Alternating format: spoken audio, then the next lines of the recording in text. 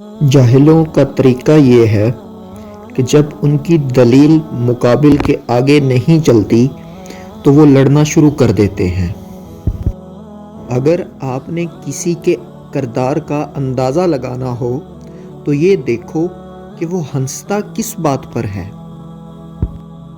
اگر تم قرآن کو آنکھوں سے دیکھو گے تو الفاظ نظر آئیں گے، دماغ سے دیکھو گے تو علم نظر آئے گا، دل سے دیکھو گے تو محبت نظر آئے گی، اور اگر اپنی روح سے دیکھو گے تو تمہیں خدا نظر آئے گا۔ ہماری نظر دوسروں کے چھوٹے چھوٹے عیوب پر ہوتی ہے، اپنے بڑے بڑے عیب دکھائی نہیں دیتے۔ اپنے بدن پر سانپ بچھو لٹک رہے ہیں، ان کی پرواہ نہیں، اور ہم دوسروں کی مکھیاں اڑانے کی فکر میں ہیں۔ ایک بہت ہی ترک کہاوت مشہور ہے، اگر کسی شخص سے تعلق کاٹ چکے ہو تو اس کے متعلق اپنی زبان بھی کاٹ دو۔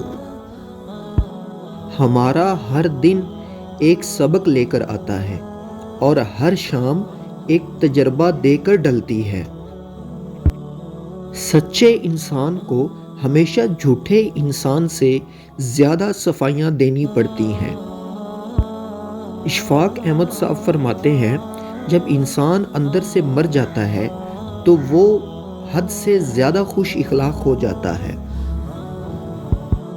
شیخ عبد القادر جیلانی رحمۃ اللہ علیہ فرماتے ہیں، جب تک تیرا غرور اور غصہ باقی ہے اپنے آپ کو نیک لوگوں میں شمار مت کر۔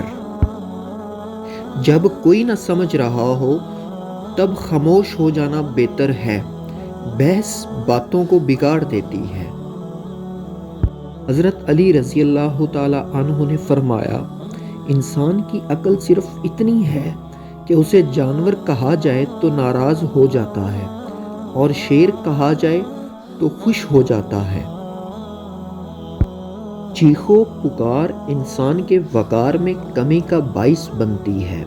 لوگوں کو اپنی خاموشی سے خوف زدہ کرنا سیکھو۔